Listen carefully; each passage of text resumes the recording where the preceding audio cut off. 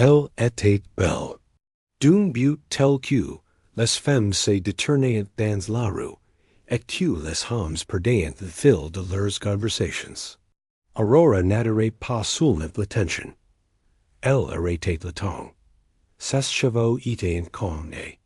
Mèches de cuivre d'or, longs et épais, reflétant le soleil matinal, comme s'ils portaient en haut la lueur de lait.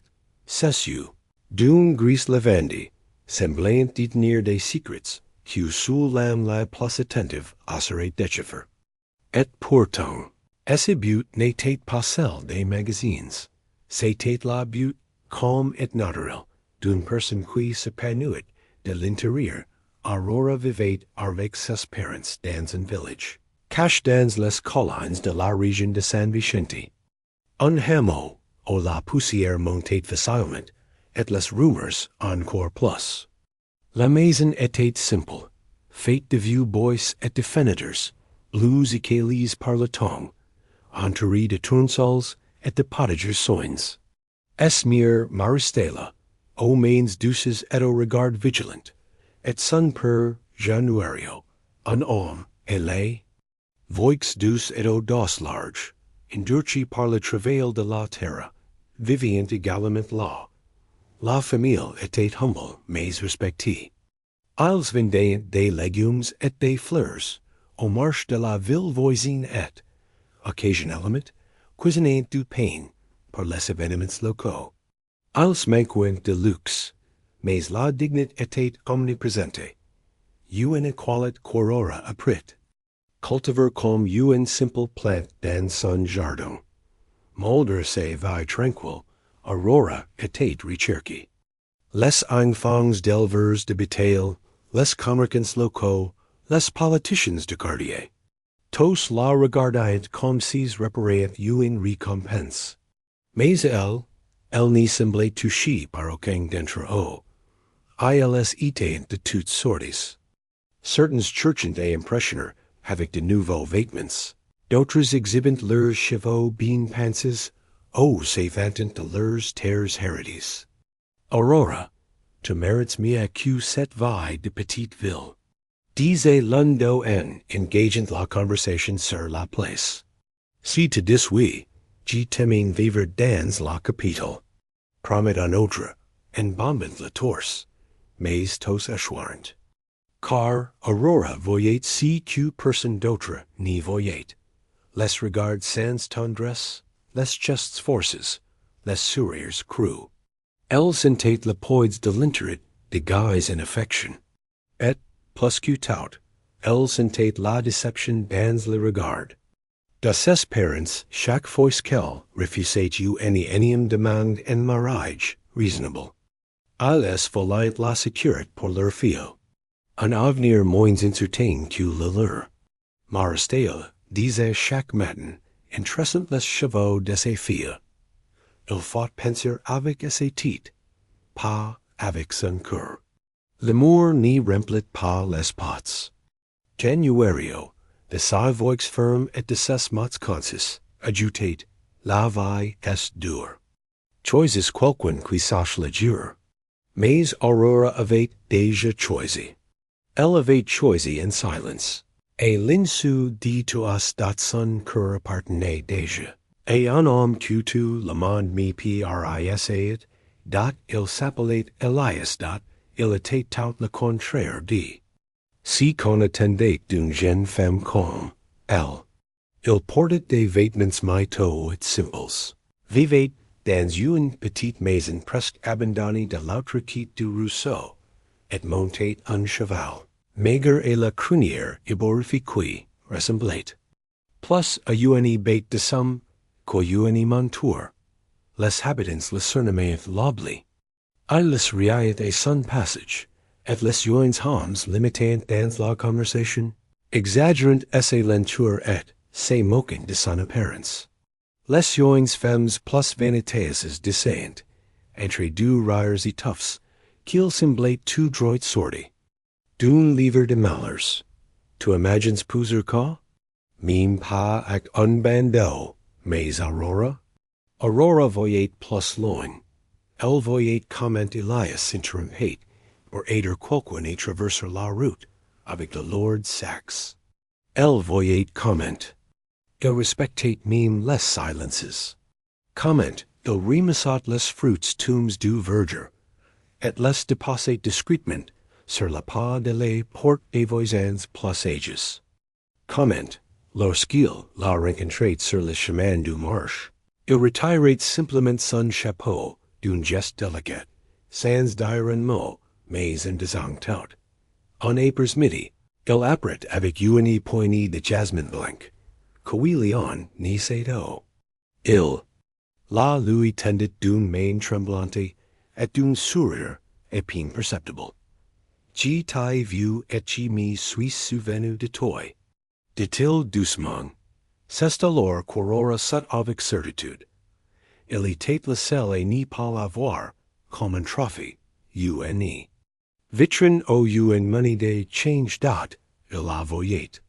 Et cela lui suffisait, mais personne d'autre n'y comprenait date, et c'est pourquoi essayait était sur le point de s'ascender. En deux, entre les attentes des autres, et le véritable désir de son corps, dans la petite communauté de San Vicente, tout, si qui déviait de l'habituel, devenait un sujet de conversation. La vie là-bas était rythmée par le tic-tac des mêmes routines, messe le dimanche, foyer le mercredi, commerges et la fenêtre, commandancy qu'elle voyant. Oh, imaginez voir, dat maintenant, tous les regards semblant braquer. Aurora, non pas parce qu'elle avait fait quelque chose de mal, mais parce qu'elle n'avait pas encore fait ce que tout le monde attendait. Son juge passait déjà sur les commentaires.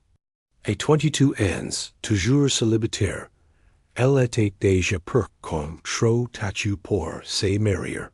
Par certains, trop rêveuse pour ce monde par d'autres.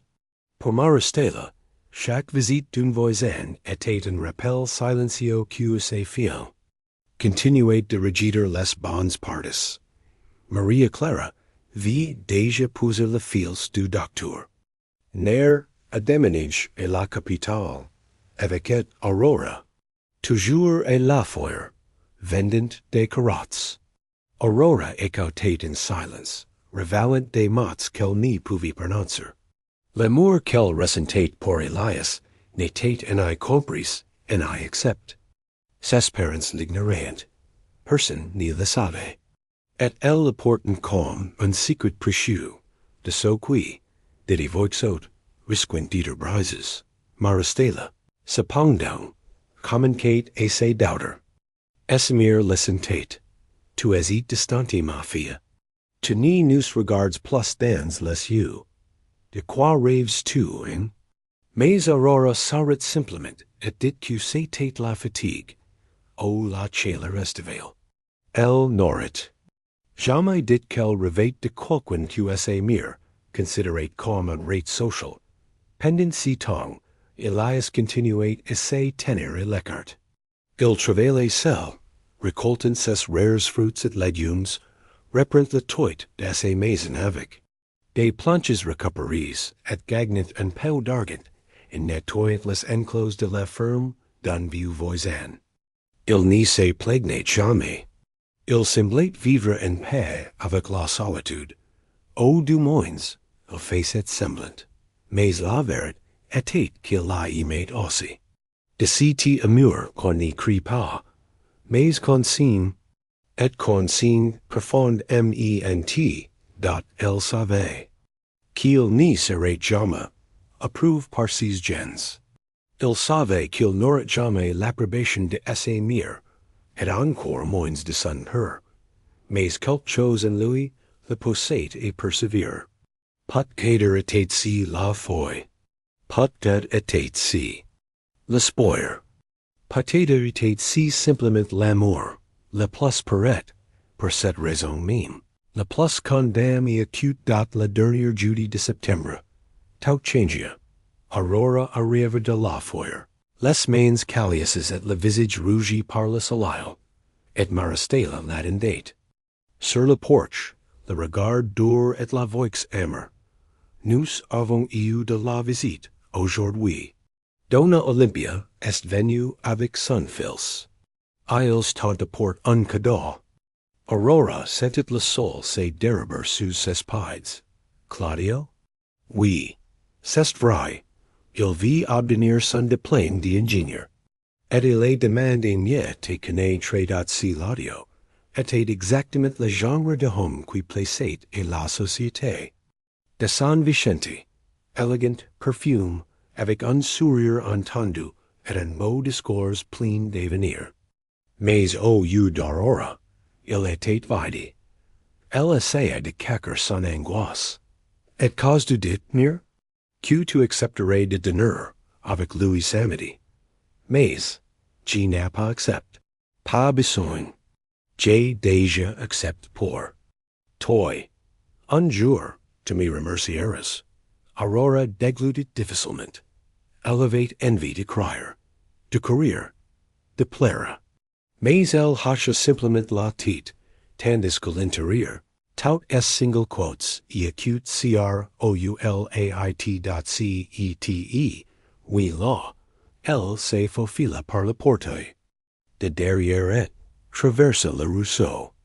La clair de lune éclairait épine le chemin, mais elle connaissait chaque pierre, chaque détour. Elias était assis sur la porche de ses maisons, sculptant du bois avec son couteau habituel. Lorsqu'il la vit, ses yeux s'illuminèrent comme jamais. Auparavant, qu'aviez? Demanda-t-il en laissant tout tomber. Non, mais j'avais besoin de te voir. Elle s'approcha, le corps battant la chamade. Elle s'assit et quitte lui, et pendant un instant, aucun d'eux n'y parla. Ils ne cauderent. Que le chant des grillons et le bruit de l'eau qui coulait au loin. Puis elle dit, ma mère m'a arrangé un dîner avec un homme de la ville. Un de ceux qui ont de l'argent, qui parlent chenavant, mais qui n'y me verront jamais vraiment. Elias resta silencieux. Ses doigts se crispèrent sur l'accoudeur du fauteuil, comme si essayaient de contenir un tremblement de terre en lui. Qu'accepteras-tu? Je n'y veux pas.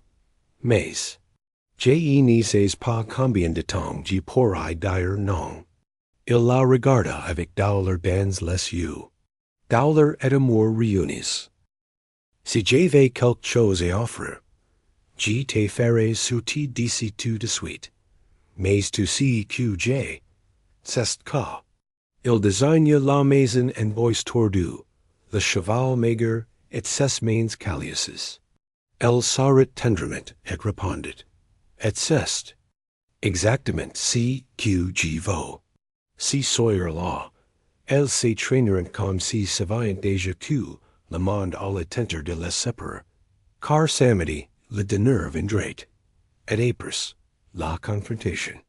Samedi se leva con tous les autres, mais, pour Aurora, le jour portait le poids d'un presage. Chaque minute qui passait la rapprochait de ce qui serait, pour elle, non pas un dîner. Mais you any approve. Maristela passa la matinée et range la maison, et change les rideaux, et cire les meubles, et réchauffer des plats, dans une marmite enfant, comme elle le faisait pour impressionner des invités importants. Elle portait ses plus belles robes, et ses paroles étaient de service. Aujourd'hui, tu vas te comporter comme une fille bien. Aurora, pas de grimaces. Claudio est un homme instruit et premature, et il s'intéresse à toi. Aurora hocha simplement la tête, mais intérieurement, son cœur battait la chamade. Dans la chambre, assise au bord du lit, elle portait une robe bleu clair, qu'elle n'aimait même pas. Maristela disait que le bleu était une couleur de fille sage. Mais elle préférait les tons de la campagne, verts, beiges, tons terreau. Elle préférait les pieds nus sur les herbes, aux chaussures serrées. Elle préférait l'odeur d'un haut et sale, du parfum coteau, que sa mère lui vaporisait dans le cou. A 6 airs precises. Claudio arriva. Il arriva en voiture, bien sûr, un nouveau modèle, qui fait cette chacadre tout le quartier. Derrière les rideaux. Il portait des fleurs et la main, et répétait des compliments sur ses lèvres. Il était poli gentle. Complètement inconscient de l'âme d'Aurora.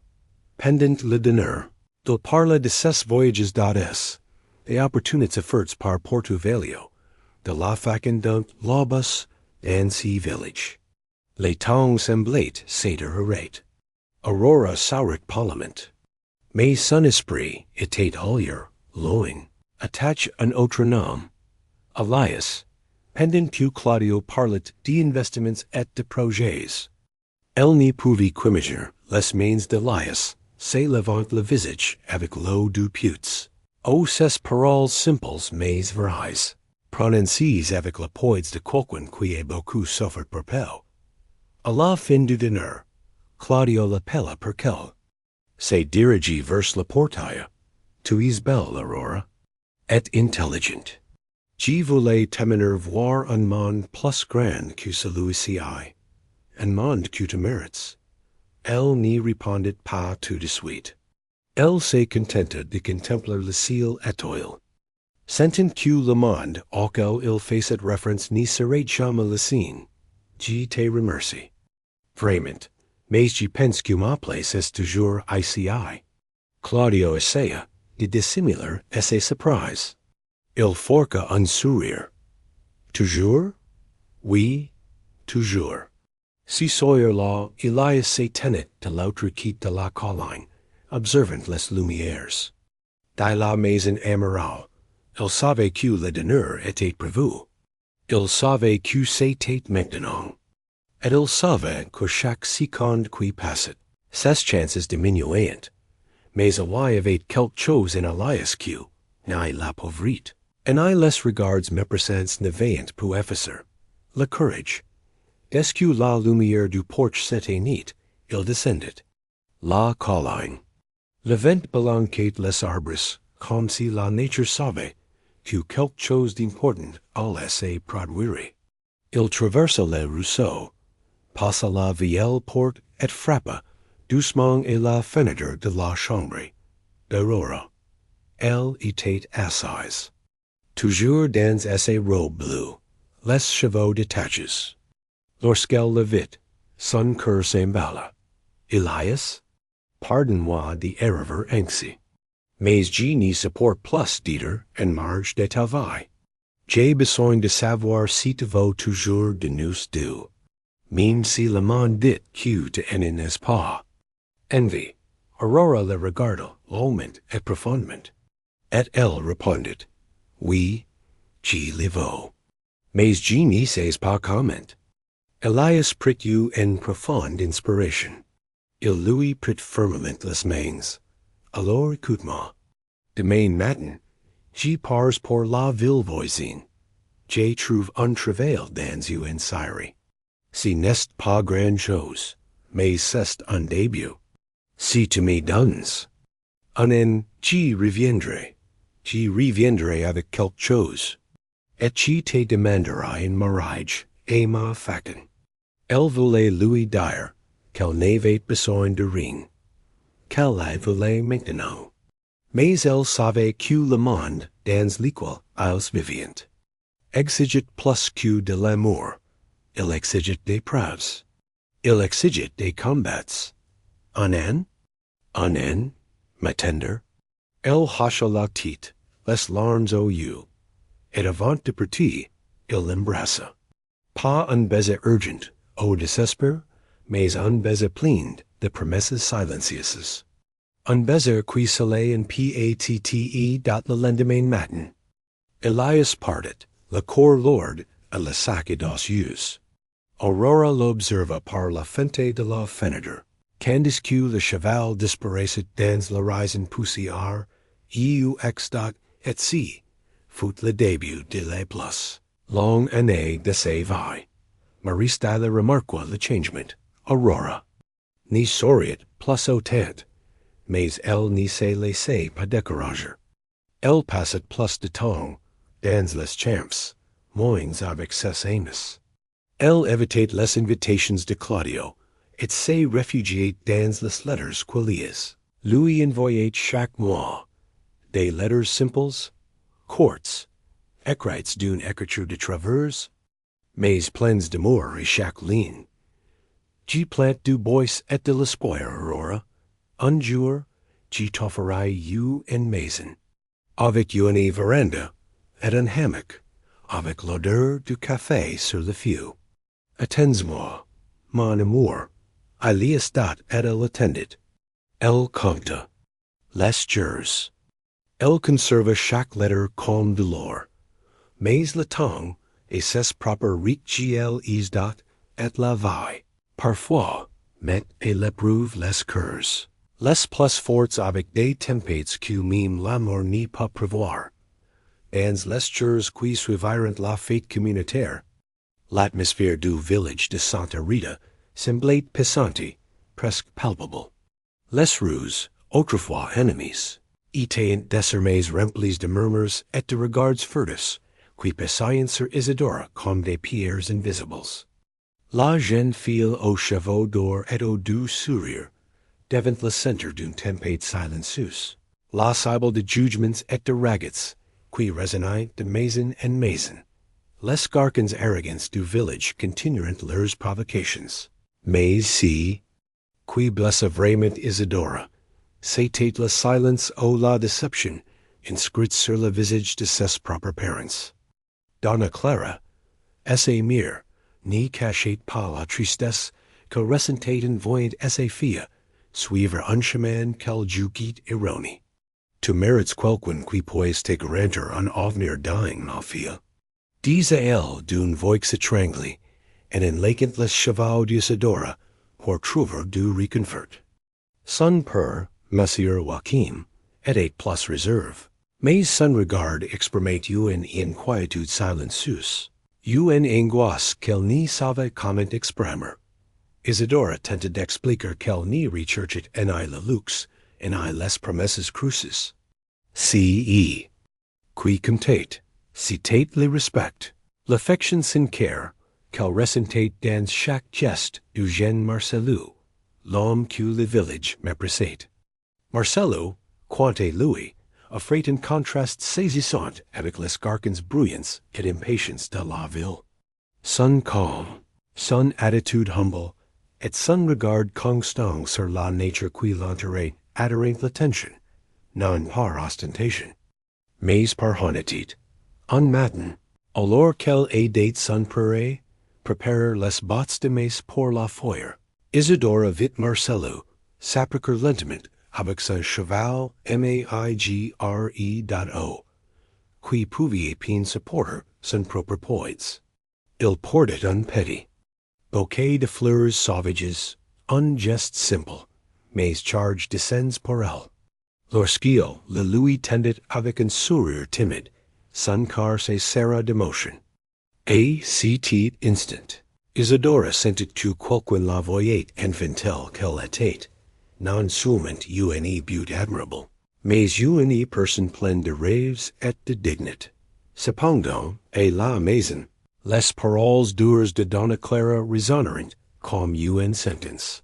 Ni les passés garçons ruinèrent ton avenir. Avertit-elle fermement, essayant de protéger ses filles de ce qu'elle considérait comme une erreur irréparable. Joachim, being plus pensif, s'efforça d'être pragmatique. Ma fille, comprends que la vie n'est pas facile pour ceux qui choisissent le chemin difficile, dit-il en la regardant avec des yeux fatigues. Mais Isidora possédait une force qui allait au-delà des mots et des traditions du village. Elle savait, au fond d'elle-même que le véritable amour se mesure en beings, en statut social, et que le courage de suivre son corps était la plus grande preuve de ses libertés. Les jours qui suivirent la décision d'Elena de passer Davy furent marques par un intense mélange d'émotions et de difficultés. Le petit village de Montiverde semblait divisé en deux, d'une petite So qui observant avec curiosité, voir uncertain respect, et de l'autre. So qui n'acceptent pas le mariage d'une si belle jeune femme, avec un homme si humble. DSCRE acute, DIT, E acute. Dot petty et petty, les conversations sur la place centrale deviennent plus âpres, charges de propos malveillance. Elle finira par le regretter. De ces incertains. Si n'est que caprice de fille qui ne sait pas si qu'elle vieut, murmurant d'autres. La nouvelle de l'union de Lena et de Davy devint la nouvelle la plus brillante du village. Sa réputation, invincible constante de jugement, mais, si qui passait vraiment sur le corps de la jeune femme, c'était la déception qu'elle voyait se refléter dans les yeux de ses parents. Sous Joachim, un homme ferme et pragmatique, bien quiet, s'efforçait de contenir ses émotions. Donna Marlin, sa mère, exprimait ouvertement son mécontentement, rappelant sans cesse Helena, puis la vie et la campagne exagérate bien plus. Que des rêves et des espoirs. Ma fille, tu dois comprendre que cet homme n'est pas capable de t'offrir la vie que tu mérites. Répétait-elle d'une voix étranglée. Je ne veux que ce qu'il y de mieux pour toi. Helena écoutait, parfois en essayant de discuter, parfois simplement en silence, le corps lourd. Elle savait que ses parents voulaient la prodigue. Mais elle savait aussi que son amour pour Davy n'était pas un fantasme. C'était quelque chose de profond, de silencieux, mais empreint d'une force que les regards et les commentaires cruels n'y pouvaient effacer.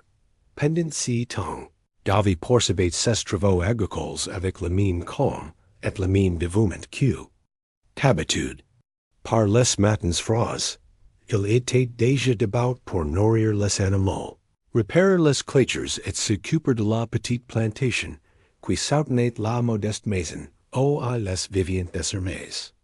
Malgré ses simplicités, il faisait tout avec une dignité que Helena admirait chaque jour davantage. Un après-midi, alors qu'ils marchaient ensemble sur le sentier qui serpentait et traverse les collines entourant le village, David s'arrêtait, serra fermement la main de Lena, la regardant droit dans les yeux. Je n'ai rien grands terres, Helena, mais j'ai un engagement. Prendre soin de toi. Te respecter et construire une vie honnête avec nous, même si c'est difficile. Cet instant, sous le ciel d'or du couture de soleil, Helena sentit la vérité de ses mots et chaque battement de son cœur. Plus fort que toute richesse matérielle, il y avait là un amour qui affronterait le monde, quel qu'en soit le prix. Les jours suivants, les villages continuaient de burdener de conversations, mais quelque chose communiquait et changea. De petits gestes de soutien, des regards discrets, et même quelques mots d'encouragement de la part de ceux qui étaient jusque-là restés des spectateurs silencieux. Peut-être que le temps est là, force de cet amour parviendrait à transformer plus que des cœurs. Mais une communauté entière. Les Freud's journeys d'automne en cède la place à un hiver rigoureux, à Montiverde. Et la vie du couple Helena-Davy n'a pas été plus facile avec l'arrivée du froid. La petite maison qu'il occupait craquait sous le vent glacial, et les difficultés matérielles s'accentuaient. Cependant, cette période est également marque une nouvelle étape pour le couple. Une union profonde, des apprentissages et des défis qui ont mis à l'épreuve leur confiance mutuelle. Helena a découvert, jour après jour, que la véritable épreuve n'y résidait pas dans les paroles cruelles des autres ou les regards disapprobateurs, mais dans la capacité à résister. Et l'adversité était entretenir la flamme de l'espoir. Davy, quant à lui, a fait preuve d'une force sereine, même lorsque tout semblait se liguer contre eux. Un matin froid, alors qu'il ramassa du bois pour le feu, Davie remarque que son chene gauche le faisait souffrir. Malgré la douleur, il n'a pas voulu inquiéter Helena et continue travailler dur. Cependant, au fil des jours, la douleur s'est intensifiée, et l'homme simple a commencé à avoir des difficultés à marcher. Helena a remarque le changement et insiste pour qu'il consulte un médecin dans la ville voisine, qui était à quelques heures de route, sur un chemin de terre dangereux. Davie hésitate, se sentant responsable de tout maintenir en ordre sur la propriété. Mais son amour et son insistance étaient plus forts. Le voyage jusqu'à la ville fut fatigant et sin d'embauches. Le hiver rendait les routes boueuses et le froid semblait pénétrer les os. Malgré cela, Helena et Davie arrivèrent au petit hôpital local. Ils furent soignés par un médecin expériment qui diagnostiqua une grave inflammation du genou, causée par une ancienne blessure subie par Davie dans sa jeunesse. Le traitement nécessitait un repos complet et de la physiothérapie, une tâche presque impossible pour quelqu'un qui vivait de la terre et du travail quotidien. La médecine fut claire. Si ne se repose pas, son état pourrait s'aggraver, et il pourrait même perdre sa mobilité. La nouvelle fut un coup dur pour le couple.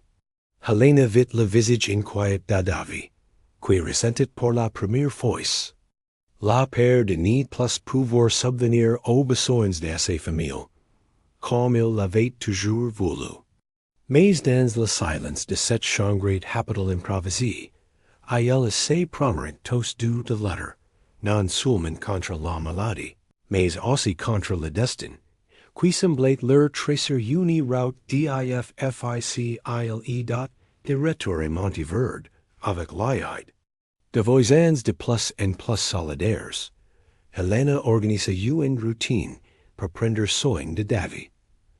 Elle assume elle-même la plupart des tâches et la ferme, apprenant à gérer les animaux, à repérer les clôtures et à planter les plantes nécessaires à la subsistance du foyer. C'était un double effort, mais animé par l'amour. Tout le village commença à être touché par l'histoire de ces couples simples qui n'abandonnent pas, et certains commenceront à apporter leur aide en apportant de la nourriture, en offrant du travail, ou simplement en prodiguant des mots de réconfort. Le changement de perspective dans la communauté fut lent, mais réel. Pendant ce temps, Helena commença à rêver non seulement de la garrison de Davie, mais aussi d'un avenir différent pour eux deux. Un avenir où l'amour et la persévérance seraient les véritables piliers de la vie. Quelles que soient les conditions matérielles, le temps suivait son cours inexorable et, malgré le dur labeur des champs, Isabella sentait grandir en elle une force silencieuse, presque comme une racine, qui s'enracinait dans le terreau fertile d'amour et de confiance que Médias lui avait donné. Chaque homme apportait une routine qui pouvait paraître pesante et beaucoup, mais pour elle, c'était un chemin d'apprentissage et de découverte. Ce qui signifiait construire une vie fondée sur le sentil, valoriser la simplicité et trouver la beauté même dans les petites victoires du quotidien. Dans les mois qui suivirent son mariage, elle n'était plus la jeune femme hésitante qui arpentait le village sous les regards critiques. Il y avait quelque chose de nouveau dans son regard. Une flamme de détermination qui s'allumait à chaque défi qu'elle relevait. Médias, à son tour, se révélait un homme transformé par la sincérité de l'amour et le courage de recommencer, jour après jour, et ses quittes. Les après-midis plus calmes, lorsque le soleil commençait de se coucher et l'horizon, tintant. Le ciel de teintes dorées et oranges, Isabella aimait s'asseoir sur la véranda, regardant les cultures onduler doucement au gré du vent. C'est là qu'elle trouva la paix, et lorsque Médias rentra du travail, Son sourire timide et la simple geste de glisser un fleur sauvage derrière son oreille, lui donneront l'impression d'être exactement là. Ol et eight sensi, aider, li. Coffer retrouve dans la grange, avec ses vieux documents et ses histoires, restate un mystère qu'il partageait avec soin. Médias n'avait jamais reparlé du passé, avec autant de profondeur. Mais Isabella savait que cette partie de sa vie était comme un ombre lointain, pas toujours présente, mais jamais complètement oubliée, non plus. Si qui comptait désormais. C'était la construction du présent. C'était amour vivant, dans la simplicité du quotidien. Cependant, malgré le bonheur qui s'épanouissait entre eux, le monde extérieur restait pupille de voix critiques. Le village, bien que commençant lentement à reconnaître la valeur de cet homme humble, ni avec une ni coilerie en argent dans la bouche, avait encore des pierres prêtes à être jetées. Isabella savait que, beaucoup n'y comprendraient jamais. Si y choix et que, parfois, les préjugés pouvaient être un fardeau, presque aussi lourd que les travail des champs lui-même. Mais elle était prête. Cet amour était assez force. Un matin, alors que le brouillard couvrait encore les champs, Médias recut une visite inattendue. Un homme élégant, vêtu d'un costume sombre et l'air ferme, apparat à la porte de la petite maison en bois. Il s'y vanqua. Avec des paroles solennelles, une invitation à reprendre une vieille conversation sur les affaires et la propriété. Médias écouta calmement, mais sa réponse fut claire et définitive. La vie que j'ai construite ici est mon choix. Je n'y reviendrai pas. Isabella observa la scène avec le corps lourd, mais aussi avec fierté. Elle savait que cet homme avait affronté non seulement les jugements du village, mais aussi les fantômes du passé, et qu'il était déterminé à suivre ses propres voies. Avec elle à ses quittes, les jours suivants apporteront encore du travail et aussi plus de rêves. Médias et Isabella commenceront à réfléchir à des projets qui pourraient profiter au village, transformant non seulement leur vie, mais aussi celle de leur entourage. L'idée d'un petit centre d'apprentissage pour les jeunes, d'ateliers pour les femmes, et d'un modeste dispensaire, prit forme au fil de conversations nocturnes, entre sourires et projets écrits sur de simples bouts de papier. Le village, bien que lentement, commença à changer de regard sur ces couples qui défiaient les conventions. Et ce changement n'y venait pas seulement des autres, mais aussi d'eux-mêmes. La certitude que le véritable amour n'y se mesure pas aux biens ou à l'apparence, mais au respect, à la complicité et au courage de caminner ensemble, malgré tout.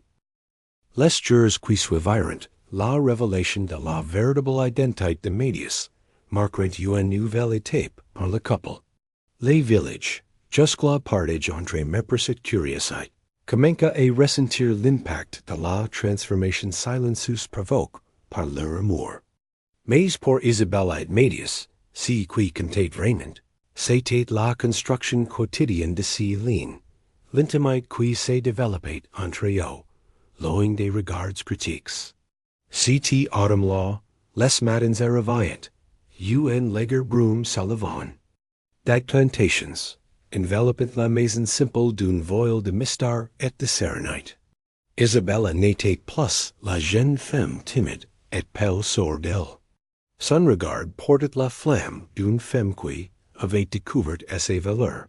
Elle apprenait à gérer le poids des responsabilités, et la joie des petites réalisations quotidiennes fortifiait son âme. Médias, à son tour, se révélait un homme renouvelé. Le passé, jusque-là trop lourd à porter, servait désormais de fondement à son courage. Il assumait fermement son rôle d'époux et de propriétaire de la ferme, non avec arrogance, Mais avec humilite et respect, valorous en chaque geste simple et sin care, qui facet la différence. Par un épouse midi particulièrement insolale, ilus desiderant de marcher, jusqu'à Rousseau qui traversait la propriété, un endroit quisibella imite, or la calme qu'il dégagit. Le brute de l'eau courante semblait lever non seulement la terre, mais aussi les doutes et les blushers, les par des années de rejet. Ils étaient assis quête sur le herbe friche. Le visage de Médias illumine par la lumière dorée du soleil couchant, et Isabella se sentit enveloppée par la paix de cet instant. Il lui prit doucement la main et dit, de ces Issa, parfois je me dis que le vrai défi n'était pas si que j'ai les derrière moi, mais si que je dois encore me prouver, pour être digne de ce que tu m'offres. Isabella sourit en. Louis serrant la main. Médias, tu n'as jamais eu à me prouver quoi que ce soit. Ta valeur n'y réside en I dans ta terre, en I dans ta richesse, en I dans ta position. Elle réside dans ce que tu es, dans l'homme qui se soki, qui aime et qui se bat. Ils restaurant là, in silence, partageant cet instant comme un refuge face à un monde qui les avait rejetés si longtemps.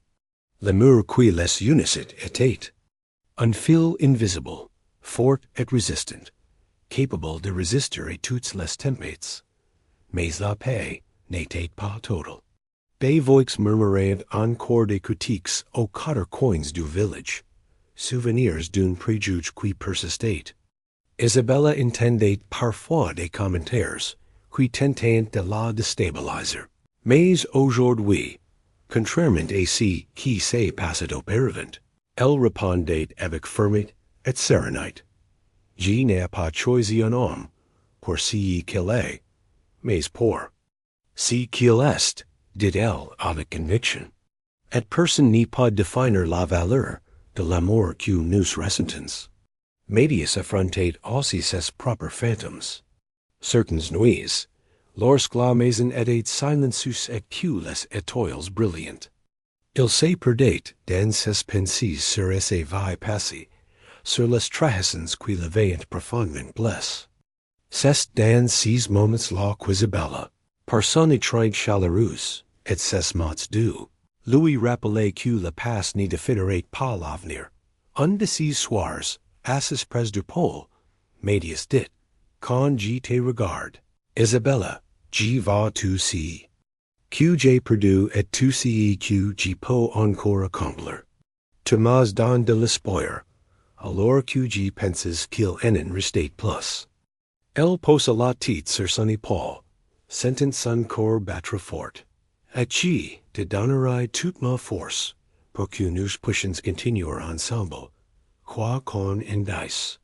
Le temps passa, et avec lui des changements concrets au village.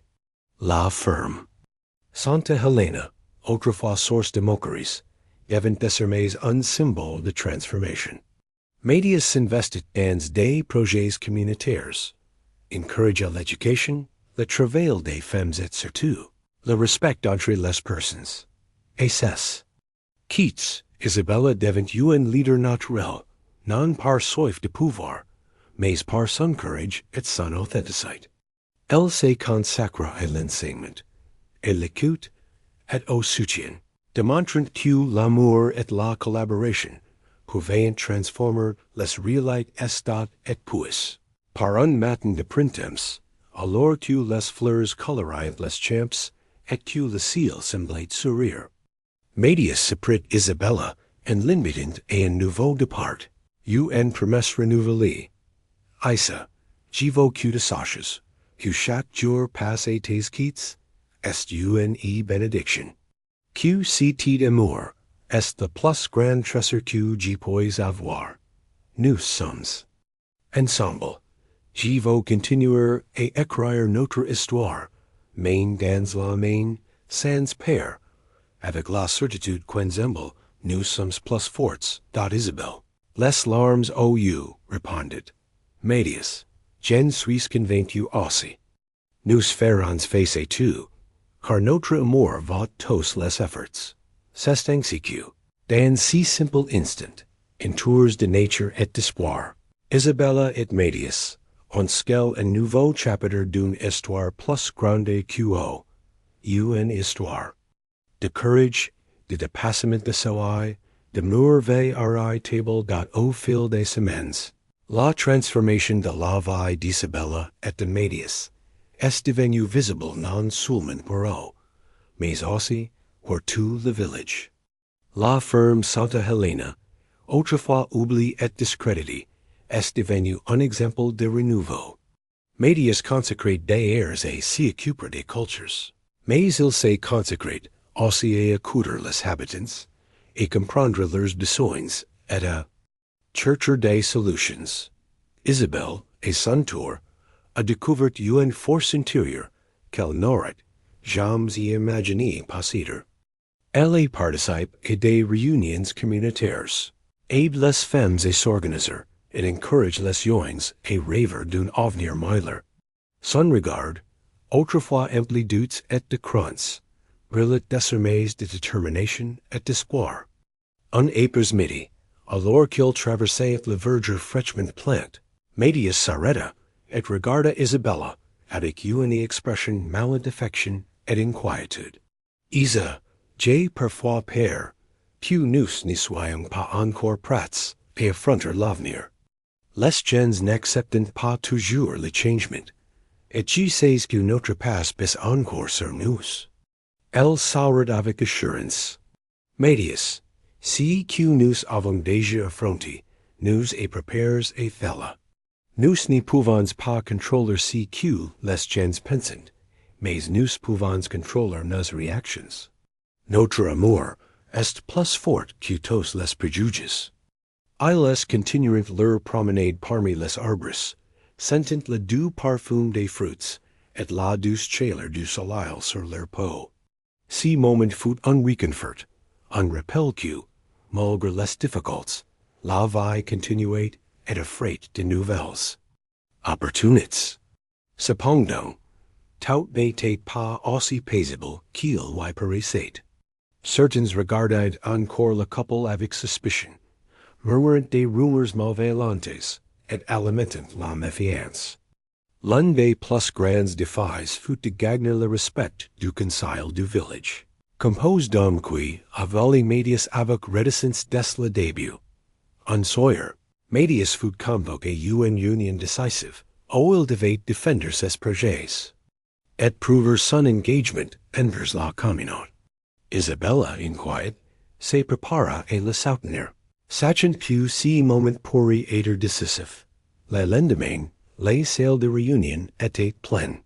Médias parla avec passion du potentiel de la ferme, des avantages que ces projets apporteraient à tous, et de l'importance de l'unité pour surmonter les obstacles. Je sais que beaucoup ont encore des doutes, dit-il, mais je vous demande de me donner l'occasion de démontrer que notre travail est pour le bien commun. Ensemble, nous pouvons construire un village plus juste et plus prospère.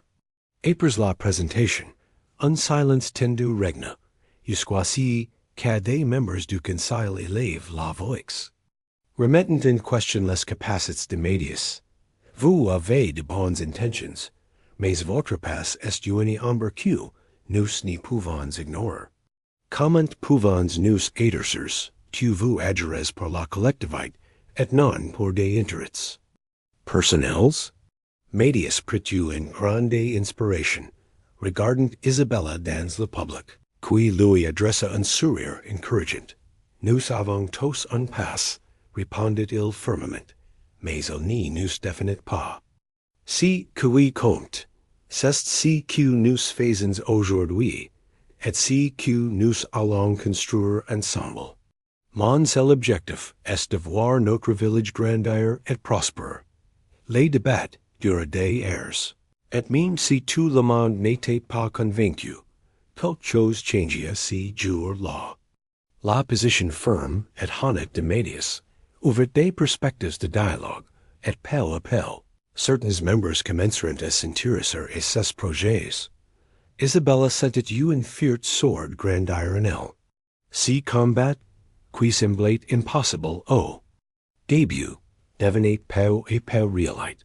La même semaine, le couple organisa une fête à la ferme pour célébrer leurs réussites et renforcer les liens avec les habitants.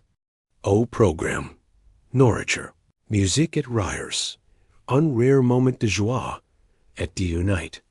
Alors que les étoiles brillantes dans le ciel, Medius entraîna Isabella dans une danse en murmurant, Merci de ne jamais m'avoir abandonné. Elle répondit, par un doux baiser, sentant qu'ils avaient fin trouvé leur place dans le monde. Les années passèrent, et la ferme luz du sol devint un symbole de transformation. Non seulement pour Isabella et Medius, mais pour tout le village qui apprit peu à peu à respecter et à admirer l'amour qui les unissait. Ce qui était auparavant source de regrets et de préjugés devint désormais source d'inspiration et d'espoir. Isabella, avec sa douceur et sa fermeté, commença à mener des projets sociaux qui transformèrent la vie de nombreuses familles de la région. Matthias, toujours humble et dévot, resta fidèle à ses racines, dirigeant la ferme avec sagesse et justice, et démontrant que la véritable richesse résidait dans le respect, l'attention et la communauté. Parmi tant de réussites, ce qui brillait le plus était l'amour qui résistait aux tempêtes. L'amour ni dit le courage de choisir son corps plaidait que les apparences, les biens matériels ou le jugement des autres. Ceci ni balcano à les avant-partage sourires. Et larmes tant de fois, Isabella et Medius étaient assis quête à quête, les mains jointes, et contemplaient le couture de soleil qui dorait les plantations, désormais fertiles et verdoyantes. Tu crois qu'on est arrivé jusqu'ici? Demanda Isabella, la voix étranglée par l'émotion. Medius s'arrête, la regardant dans les yeux, avec une lueur de gratitude et de tendresse. J'ai toujours cru, parce que je t'avais mis quittes.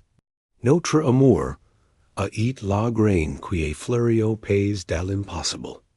Le silence qui suivit fut apaisant, empreint de cette paix que seuls ceux qui ont surmonté de grandes batailles peuvent ressentir. Ainsi s'achève l'histoire d'Isabella et Matthias.